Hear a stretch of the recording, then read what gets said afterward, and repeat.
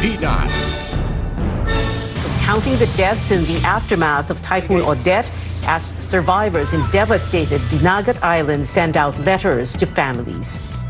A Filipino who recently returned home from Qatar is now the country's third case of the highly transmissible Omicron coronavirus variant. And the friendly neighborhood Spider-Man swings into box office records. The latest franchise film makes the third biggest global debut and becomes the highest grossing movie of the year. Ability to hypnotize females.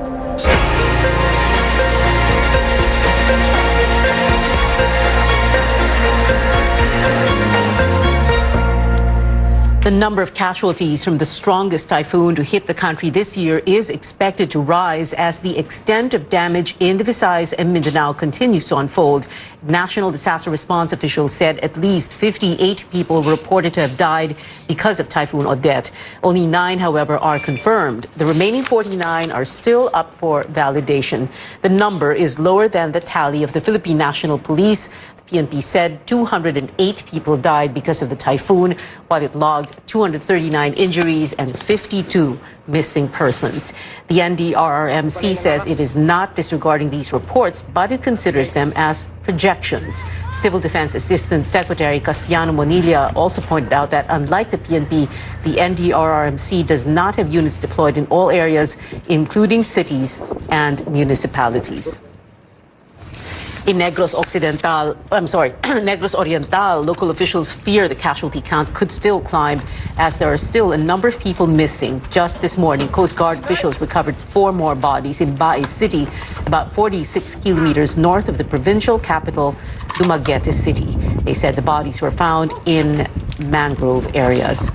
In Bohol, Governor Arthur Yap said there are now 94 people who died in the province, adding that this figure is only a partial report. And in Cebu, at least 76 are reported dead in the entire island, while one town remains isolated 4 days after being ravaged by Typhoon Odette.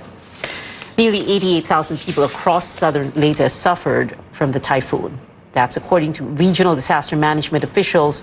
Local authorities and people there are appealing for more assistance. Wilmark Amazona joins us on the line for more details. Wilmark, go ahead. People in Leyte are beginning to pick the pieces. In Cahagnaan village in Matalom, more than 200 people lost their houses to destructive winds. The town was in the path of Typhoon Odette. More than 40 people are still staying in evacuation centers. Some also lost their source of livelihood. Officials are appealing for supply of potable water.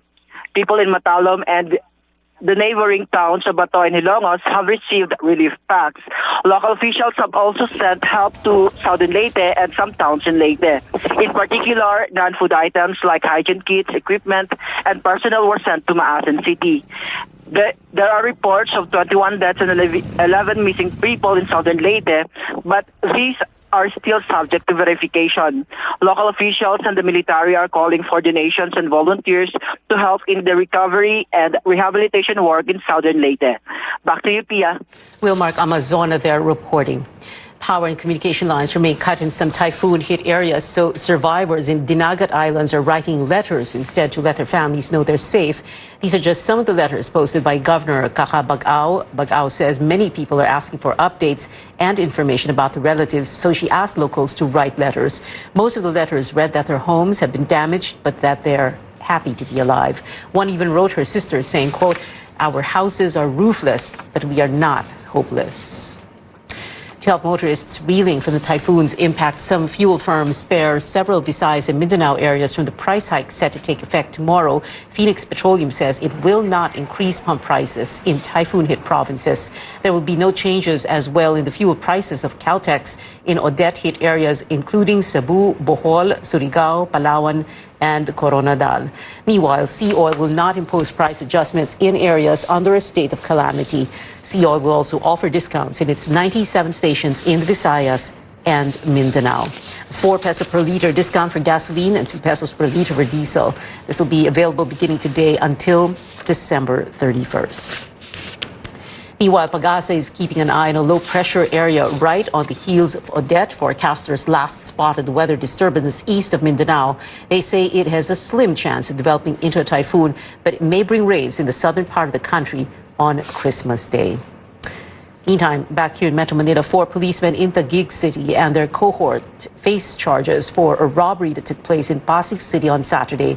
All are under the custody of the Pasig City Police, who are still searching for 2 other suspects. Authorities say a Japanese national and his Filipino partner were held at gunpoint in their home in Barangay Capitolio, where the suspect stole 30 million pesos in cash and a mobile phone.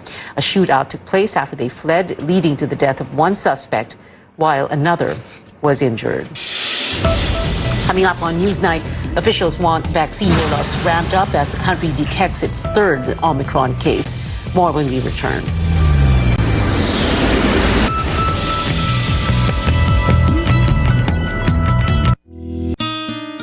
Oh, anyari sa'yo? Ba't nakasimangot ka? Alam ko na. Masakit ang katawan mo, ano? Sa sobrang trabaho? O di kaya masakit ang ulo sa sobrang stress? Break ka muna. Hinga ng malalim at imasahe ang ulo mo gamit ang Herbalaya Liniment Oil. Ako rin ganun eh. Kaya pag mataas ang tensyon sa trabaho, mag-Herbalaya break ka muna. Herbalaya Liniment Oil. Amoy na kaaya-aya. Sa bawat pahid ay ginhawa. Through proper diet, exercise, and MX3 capsule, I am ready to serve. Kasi para sa Panginoon, hindi lang ako 4th runner-up. First place ako sa puso niya. Mahalagang paalala, ang MX3 capsule ay hindi gamot at hindi dapat gamitin panggamot sa anumang uri ng sakit. For my babies, only vet-approved Nutri-Chunks puppies. The only one with active boost and prebiotics na pampalisto. Made with real meat with essential nutrients to help them grow strong and healthy. Happiness! Listo, ganado sa Nutri-Chunks puppies. Kiddie meaty sarap ng Pure Foods ready-to-eat spaghetti. Easy to prepare even for kids. Ngayong Pasko, kasama ang sarap ng pamilya.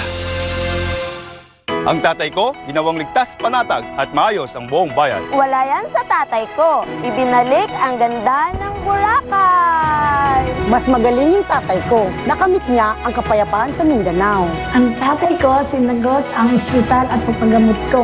Sino yung tatay ko? Ang tatay ko. Tatay ko. Ang tatay ko? Si Tatay Digong. Si Tatay Digong. Si Tatay Digong. Si tatay Digong? Siya ang tatay ko. Taas noo nating pagmalaki tayo ay Pilipino. Number 1 ba talaga ang Pure Foods Tender Juicy? The best! No more questions, Your Honor. Walang duda! Pinaka-tender, pinaka-juicy, at pinaka-masarap. Kaya number 1, pa-order by the heart! Walang duda! Kids can tell, number 1 ang Pure Foods Tender Juicy.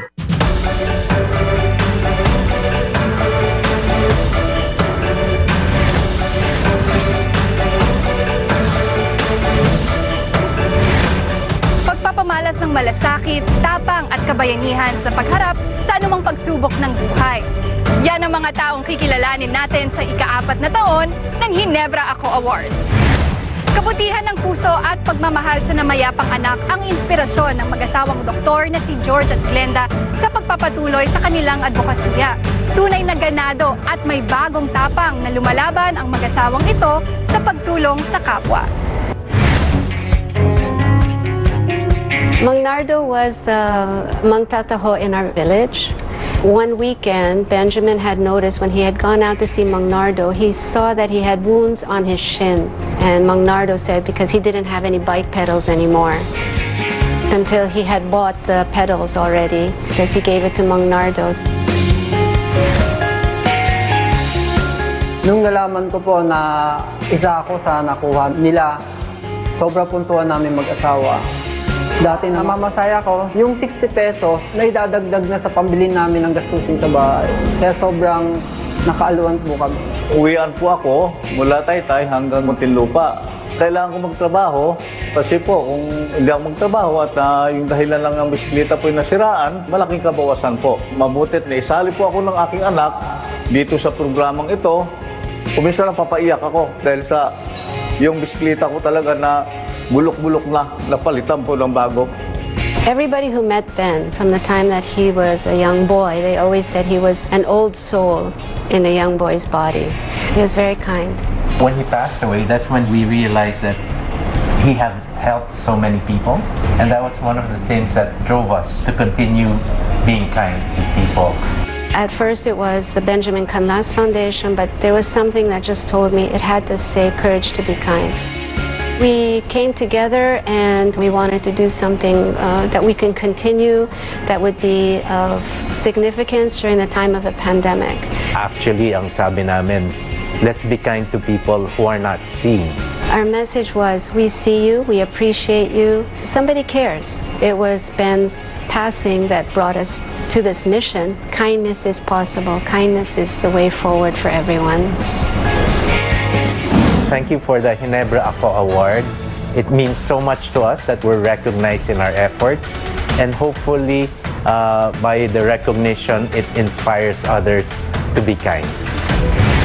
Paghanga para sa inyo, Dr. George and Glenda Canlas, sa patuloy na pagiging ganado at pagpapamalas ng bagong tapang, sa pagtupad ng atikain na nasimula ng inyong napakabuting anak. Congratulations po! Kahanga-hanga ang inyong ginagawa para sa ating mga kababayan. Mabuhay kayo, Dr. George at Dr. Glenda. Hangad namin na marami pang Pilipinong nangangailangan ang inyong matutulungan, hatid ng inyong bagong tapang. Ako po si Pauline Verzosa at ito ang ika-4 na taon ng Ginebra Ako Awards. Tumitindi ang bagong tapang ng One Ginebra Nation.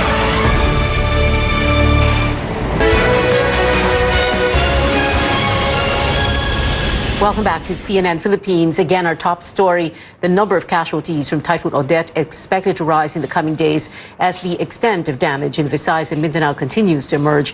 Now, what was supposed to be a blissful vacation in Siargao Island turned into a distressing journey for a group of friends when Odette unleashed its wrath. That story and more from Chrissy Matulak.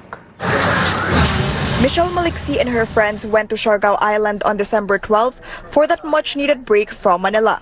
It was the perfect rest and recreation away from home for the first few days, but it would be a harrowing ordeal in the next.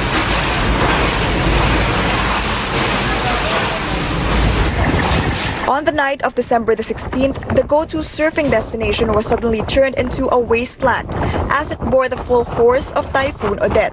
Michelle shares how the place they stayed in gave way to destructive winds. Ang hirap kasi sa Siargao, wala kaming matanungan, parang laging puro haka-haka lang or wala yung mga LGUs, parang we were left to fend for ourselves.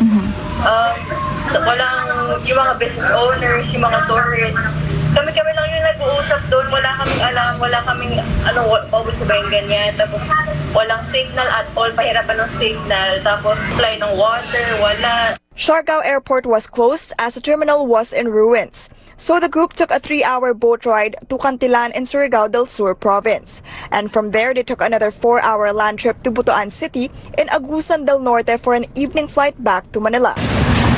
Michelle and her friends were traumatized through the agonizing trip. But she says many of their friends were left behind in Siargao waiting for assistance. Typhoon Odette left a trail of destruction as it cut across the central and southern regions. Dozens are dead and almost nearly 200 are injured. Hundreds of thousands are staying in evacuation centers, and a number of cities and municipalities are still off-grid, both on power and communication. The Social Welfare Department says more than 14 million pesos worth of initial assistance have been given to the victims. The government says it is on top of the situation. Hindi pa naman tayo nag-open for foreign help because the government can by its own sustain the response effort and even the rehabilitation effort of these areas na affected ng Odette. But the UN Office for the Coordination on Humanitarian Assistance sent a letter already, offering their technical expertise and other help. The Filipino Red Cross is also extending help. Bibigyan na sila ng tinatawag nilang hot meals, alright? At pagkatapos meron tayo dun sa mga ports sa Matlo, yung mga naiwan doon, mga 5,000 people, pinakain rin yan ng Red Cross at saka ito mga kasama natin. The NDRMC says it welcomes donations, but they remind the public to send these through legitimate agencies. Or people may send donations to the DSWD and Office of the Civil Defense.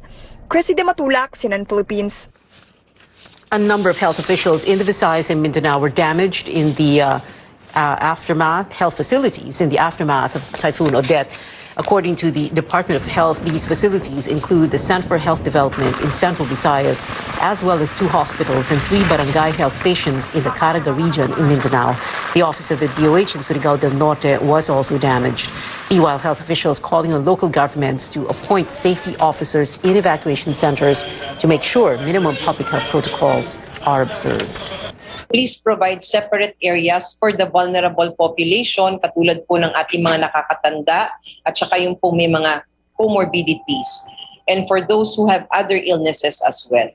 The DOH also warns of waterborne and foodborne illnesses, influenza-like illnesses, leptospirosis and dengue, or the wild diseases. We can avoid this by promoting access to water, sanitation and hygiene facilities. Officials also want local governments to intensify vaccinations and boost COVID-19 response after the country reported its 3rd imported case of the Omicron variant. Tristan Nodalo has more. A returning Filipino from Qatar is the country's 3rd detected Omicron COVID-19 variant case. The health department says that he is unvaccinated but has no symptoms of the disease during quarantine. The person arrived via Qatar Airways on November 28. The passenger was tested for COVID-19 on December 4th. The case has 3 close contacts who are also in isolation. Isang article pa even went on to say there is this specific symptom, colds, body malaise, low back pain, at saka loose bowel movement. But again, mga initial evidences po ito. Kailangan din hindi tayo complacent. Vaccine Czar Carlito Galvez says the public should be on alert against the new variant. He adds public cooperation is needed so that the healthcare system will not be overwhelmed again. Mukhang ina-underestimate natin ang Omicron. There is a possibility na talagang tataas din yung deaths at saka yung hospitalization at saka yung severe cases, considering that ma-overwhelm ang mga health services natin. Dapat mag-prepare tayo yung response natin in scale, meaning i-double up natin. Tingnan natin yung ating mga quarantine facilities. Tingnan natin yung ating mga hospital. Tingnan natin din yung mga tinatawag natin yung paano natin gagawin yung ating mga healthcare workers. While the government is on alert against the possible spread of the new variant, Galvez says it's status quo on the alert level and restrictions. Officials add vaccination activity should further step up. From 7 million target vaccinees for the 2nd round of Bayanihan Bakunahan, the government has so far inoculated 2.5 million. Assessment is still ongoing on the impact of Typhoon Odette on the vaccine supplies in the Visayas and Mindanao. So far, 600 doses of Pfizer vaccines have been reportedly compromised from the typhoon. The government is also eyeing vaccination in evacuation centers. Tristan Nodalo, CNN Philippines. Over 600 local governments in Mimaropa and Caraga regions, as well as in Western, Eastern, and Central Visayas, canceled vaccine rollouts because of the typhoon. Still on Newsnight, the latest Spider-Man movie smashes the record for the 3rd biggest opening in box office history. We'll have more of that when we return. Stay tuned.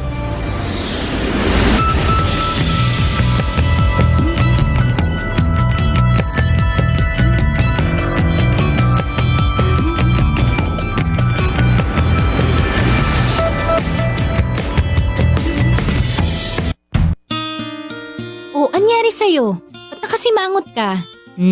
Alam ko na. Masakit ang katawan mo, ano? Sa sobrang trabaho? O di kaya masakit ang ulo sa sobrang stress? Break ka muna. Hinga ng malalim at imasahe ang ulo mo gamit ang Herbalaya Liniment Oil. Ako rin ganun eh. Kaya pag mataas ang tensyon sa trabaho, mag-Herbalaya break ka muna. Herbalaya Liniment Oil. Amoy na kaaya-aya. Sa bawat pahid ay ginhawa. Para steady ang supply ng sementong Tigasin, Northern Cement Max Plus, Supreme at Max Pro. Ahon, bangon, sulong.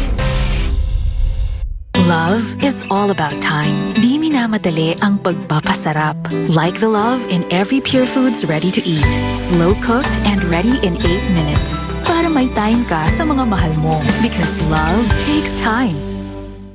Wala kayo sa tatay ko. Kinuwang libre ang pag-aaral ko sa kolehiyo. Ang tatay ko, namigay ng libreng irigasyon. Alain sa tatay ko, mga tulay, kalsada at infrastruktura, yun ang pinagawa nun. Ang tatay ko sinagot ang ospital at pagpagamot ko. Sino yung tatay ko? Yung tatay ko? Yung tatay ko? Ang tatay ko? Si Tatay Digong? Si Tatay Digong? Si Tatay Digong? Si Tatay Digong? Siya ang tatay ko. Mabuhay ang malayang Pilipinas. May pagbabago man sa dekorasyon, sa pangangaroling, at sa simoy ng selebrasyon. Ang maiiwan na damang-dama ay sarap ng Pasko na buong-buo. Sarap na hatid ng Pure Foods Noche Buena. Sarap na dala ng pamilyang bumubuo sa Pasko. Buo ang Pasko sa Paskong Pure Foods. Uy! Salamat! Nagyaya ka na uli! Salamat! Nicor Valley lifted! Salamat! May bago tayong tropa! Salamat! Tayo ay buhay pa! Salamat sa Primera Light na iyatikman! Primera klase ang Primera Light inuman! Salamat, Spray! Enjoy the #1 pinakamasarap na Pure Foods Tender Juicy ngayong Pasko. Kasama ang sarap ng pamilya. Sa pagbangon ng mga Pilipino, saludo ako sa mga taong patuloy na humaharap sa hamon ng pagbabago.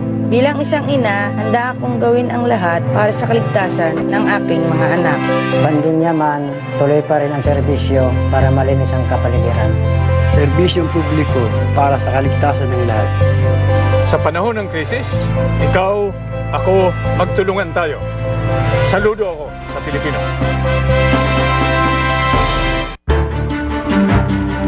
The future looks bright in the north. Come December 2022, the Metro Rail Transit Line 7 is aimed to be completed by SMC Infrastructure, also known as MRT Line 7 or MRT7. This line will be 22.8 kilometers long, with 14 stations that can accommodate up to 650,000 passengers daily from Quezon City to San Jose del Monte, Bulacan, and vice versa. It is expected to reduce travel time down to approximately 35 minutes one way. With a total of 36 train sets or 108 train cars being procured from South Korea Hyundai Rodam, this rail will connect MRT3 and LRT1. Housing the trains is not a concern, as SMC's depot can hold up to 150 trains for future capacity expansion. As for the performance, factory acceptance testing for the initial 6 train sets, or 18 cars, was also conducted in South Korea. Once completed, MRT7 is seen to offer a faster and safer means of transportation and spur economic growth in the northern part of Metro Manila and the province of Bulacan. Ang Department of Energy po ang parang tatay natin sa enerhiya. Siya po ang in charge sa pagpaplano patungkol sa energy ng buong bansa. When we talk about energy efficiency and conservation, or EEC, it's really a way of life. It's something that each and every Filipino should be practicing. But of course, practice requires guidance, and this is where the EEC Act, or RA 11285, comes in. It provides for the set of incentives, whether it's fiscal or non-fiscal, as well as mandatory requirements for all energy end users to achieve our goal of having a more energy efficient Philippines.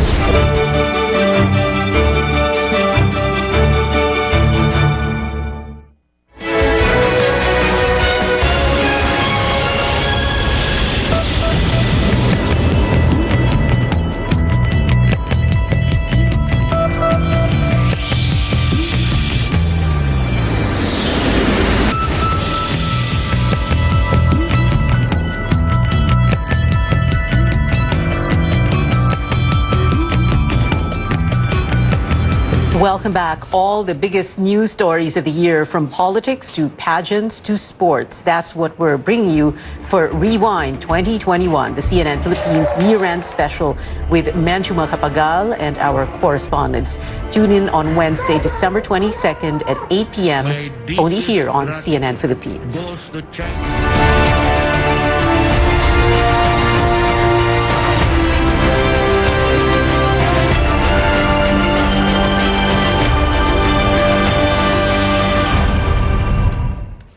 And kicking off the latest headlines from the world of entertainment, a super heroic opening weekend at the box office. CNN's Douglas Hyde has that story and more on the Hollywood Minute.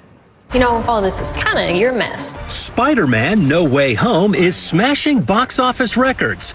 It earned $253 million its opening weekend. That's the third highest debut ever and the best ever debut for the Spider-Man franchise. After only one weekend, it's already the highest grossing film of 2021.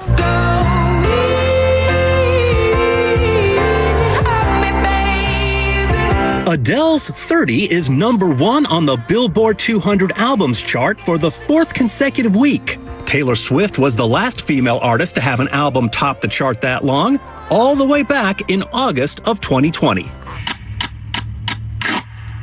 Mama. Are you ready to be part of a holiday mutant toy parade? Yes, that's a thing. They're being held in selected cities across the U.S. Tuesday and feature dolls that have been altered to make noise and music. Everyone is invited to participate, and the toys will be free to take home. You can find more info at makemusicday.org. In Hollywood, I'm Douglas Hyde. 5 more days before Christmas, and that is it for now. Join me again on news.ph at 7 p.m. I'm Pia Ontiveros for Newsnight, where we go above and beyond the headlines.